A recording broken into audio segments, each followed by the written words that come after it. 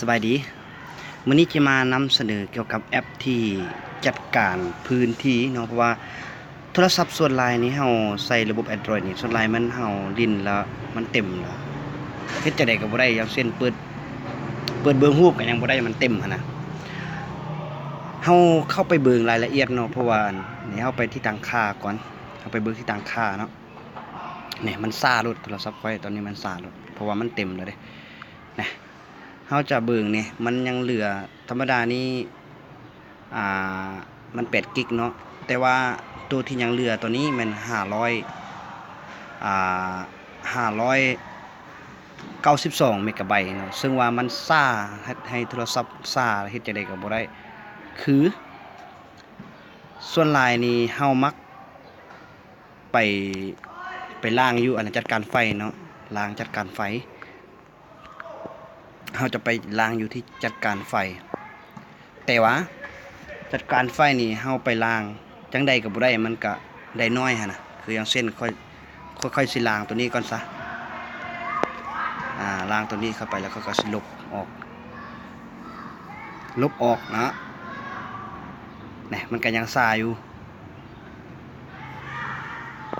และค่อยก็สิลบทีละตัวเอาลบ2ตัวนี้ก่อน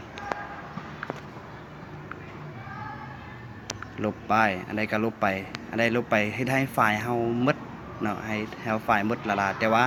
บ่ได้เพราะว่าเฮากลับไปเบิ่งมันก็ยังคือเก่าเนาะเฮาสิกลับไปเบิ่งก่อนว่าความจำของเฮามีเท่าใดเดี๋ยวนี้นี่เต็กเข้าไปเบิ่งนี่ยังคือเก่าแม่นบ่เฮาลบจังได๋ก็ยังคือเก่ายังเหลือแต่592เมกะไบต์นี่เฮาสิเฮ็ดจังได๋บัดนี้เพราะว่าเฮาลบไปจังได๋ก็บ่ได้เนาะและบางครั้งเฮาก็เข้าไปว่าพื้นที่ใช้งานนี่เข้าไปลบอยู่นี่คิดว่าน่ะเฮาสิขึ้นไปลบเสียงลบแอปพลิเคชันลบรูปภาพลบวิดีโอตัวของอยู่ในข้อมูลของเฮาเนาะเขาคือค่อยจะเข้าไปแอปพลิเคชันก่อนเนาะ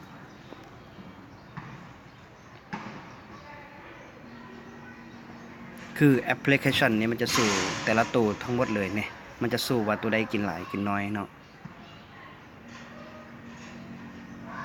เนี่ยตัวที่กินหลายที่สุดแม่นMessenger ตัวของข่อยนี่กินตั้ง300ปลายพุ่นแล้วก็ Facebook นี่จะกินหลายเนาะแต่ว่าอันนี้เป็นวิธีที่การที่นึงที่ก็เป็นการดีเนาะสมมุติถ้าเข้าไปนี่สำหรับ Facebook นี่กับMessenger นี่เฮาสามารถลบได้คือเขาเจ้าเขียนว่าลบแค่นี่เนาะลบข้อมูลนี่มันจะได้อัน35เมกะไบต์นี่เท่าลบไป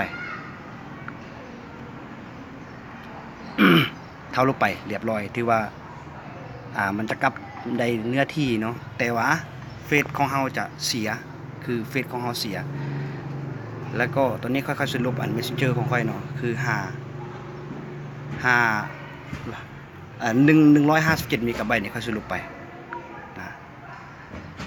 แล้วมันก็สิได้เนื้อที่เนาะก็ไปเบิ่งเนื้อที่ว่ามันได้เท่าใดเนี่ยมันก็ยังคือเก่าเนาะยัง592มันก็ยังคือเก่าหั่นน่ะเฮ็ดให้เฟซเฮาเสียเฮ็ดให้ Messenger ครับซึ่งว่ามันจะเฮ็ดให้เฟซเฮาข้อมูลเสียแต่สำหรับเฟซกับ Messenger นี่เข้าบัญชีเก่าก็ยังบ่ได้เป็นหยังแต่ว่าถ้าเป็นWhatsApp หรือ WeChat แล้วก็รูปภาพต่างๆที่ข้อมูลที่เฮามีอยู่เฮาไปล้างอยู่หั่นมันก็สิหมดไปแต่ว่าเนื้อที่มันบ่ได้ขึ้นมาเลยเนาะบัดนี้เฮาจะเข้าไปโหลดแอปตัวหนึ่งที่สามารถจัดการพื้นที่โดยที่เฮาบ่ได้เสีย Facebook บ่ได้เสียบ่ได้ลบแอปบ่ได้รูปภาพบ่ได้ลบวิดีโอหยังทั้งสิ้นแต่ว่าเนื้อที่ของเฮาจะขึ้นไปแบบได้หลายเลยเนาะเฮาจะเข้าไปที่ Play Store ก่อน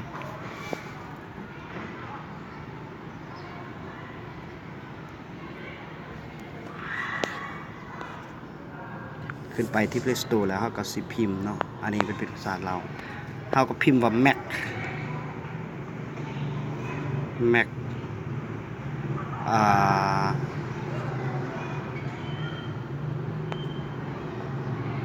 Mac App Lock นี่ก็ได้เนาะหรือว่าอันนี้ ม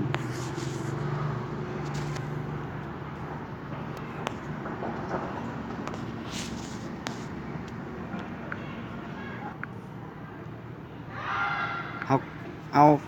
คลิกคำว่า Mac ทำความสะอาดนี่เนาะแล้วก็มันจะมีตัวที่1นี่2019 123เนี่ยเอาตัวสีเขียวนี่ตัว123นี่เอาตัวสีเขียวเนาะตัวที่สีเขียวนี่สแกนไวรัสจำกัดไวรัสสแกนนิ้วตัวที่4นี่เนาะว่าตัวที่ถึงนี้มันก็จะแพงหน่อยนึงหรือว่ามันจะกินเนื้อที่เฮาหลายเอาตัวที่4นี่ก็ได้นะเต็กเข้าไปบัดนี้เต็กเข้าไปหลังจากนั้นเฮาก็ทำการติดตั้งเนาะแต่ว่าของค่อยนี่ค่อยติดตั้งแล้วมันก็เลยบ่ได้ติดตั้งใหม่เนาะโอเคเมื่อหลังจากที่เฮาติดตั้งแล้วมันจะเข้าไปสู่อยู่ที่หน้าจอของเฮาเลยมันจะเขียนว่า Max Security นี่เนาะเฮาก็เต็กเข้าไปเลย มาทำความสะอาดหรือว่าล้างมันเนาะแต่ว่าโทรศัพท์นี่ยังจะสายอยู่เพราะว่าเฮายังบ่ทันล้างเนี่ยแล้วเข้าไปมันก็จะนี่มันจะเขียนว่าเร่งความเร็วเนาะมันกำลังสแกนอยู่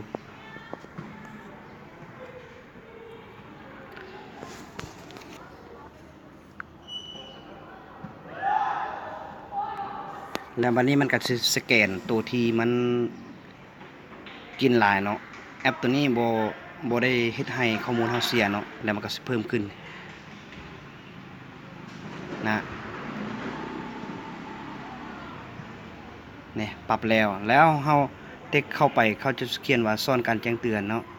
เบิ่งแล้วก็เฮาคลิกเข้าไปตกลงนี่เต็กเข้าไปตกลงนี่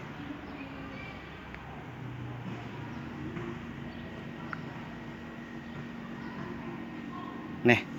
มันจะแจ้งเตือนว่าแอปแต่ละตัวที่เฮาจะต้องเปิดล็อกเปิดอย่างอันนี้นะเมื่อตัวที่นี่มันจะเขียนว่าน่ารักนี่คือโฮมเนาะอันนี้มันจะเฮาจะเบิ่งว่าการจัดลิงก์หรือว่าแบตเตอรี่เฮาก็สามารถเบิ่งได้เนาะมื้อนี้เฮาก็ไปที่จัดลิงก์นี่เบิ่งนี่มันจะพบว่าไฟตัวมันจะสแกนโลดเนาะนี่ตัวที่เฮาพื้นที่ที่มันเสียไปเนาะเมื่อกี้เนาะมันก็จะสแกนขึ้นมาหมด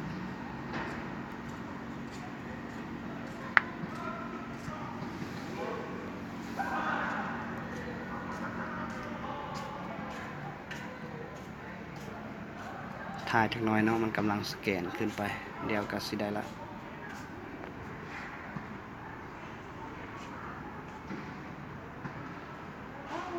เวลาจะเล่นโทรศัพท์ในรูปวันนี้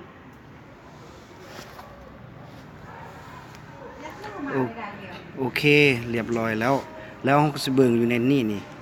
มันกินไฟหลายขนาดเลยนี่ WhatsApp กินตั้ง 1.3 เมกะไบต์เนาะแต่ละแอปมันก็จะมีฉะนั้นเราจะไปคลิกเลยล่างนี่ตัวสีเขียวทางดุมนี่ไปกลางเลย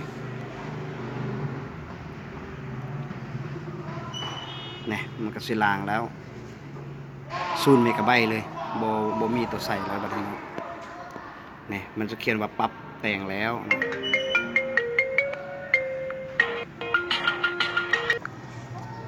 แล้วอยู่ในนี้มันก็จะมีตัวที่เราอยากใส่มันจะมี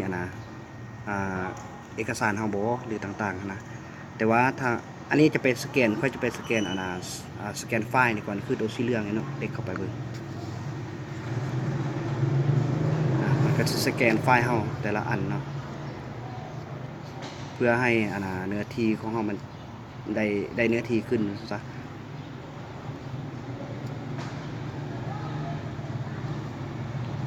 เนี่ยไฟแต่ละไฟมันก็หลายเติบนี่900ไปแต่ว่าหาแบบ20%เนาะ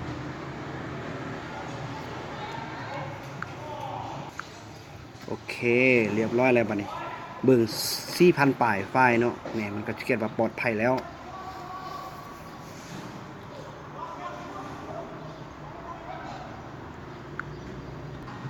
และตัวถึงนี่เนาะตัวเขาเจ้าคิดแบบอัลเทอร์เซตนี่มันเป็น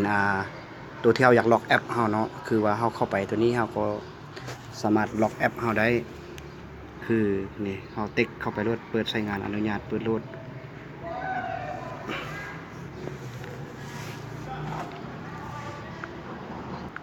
แล้วมันก็สิบอกว่า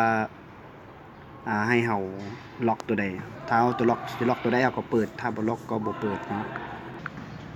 โอเคเมื่อหลังจากเฮาทำการล้างมาเรียบร้อยแล้วเฮาก็กลับไปเบิ่งว่ามันได้เท่าใดเนาะเพราะว่าถ้าเฮาใช้วิธีที่เฮาล้างแอปหรือว่าล้าง ไฟล์ทีละน้อยทีละน้อยมันจะเฮ็ดให้นาทีเฮาเสียเนาะเฮาก็ไปเบิ่ง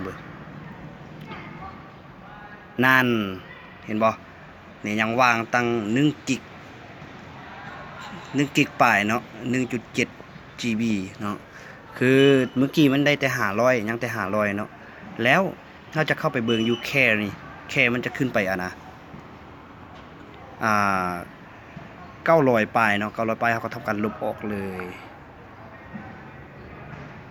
แล้วเนื้อที่เฮาก็สิได้เนาะแบบเฮาล้างแล้วเฮาจะได้ขึ้นแบบหลายเลยเนาะเพราะว่าเฮาต้องไปไม่จำเป็นต้องไปลบให้เสียข้อมูลหรือว่าต้องไปลบให้มันแอปเฮาเสียไปนะอันนี้ก็เป็นวิธีนึงหรือก็เป็นแอปนึงที่เป็นประโยชน์ให้กับเพื่อนๆเนาะถ้าว่าถูกใจก็กดไลค์กดแชร์เนาะหรือว่าติดตั้งได้ขอขอบใจ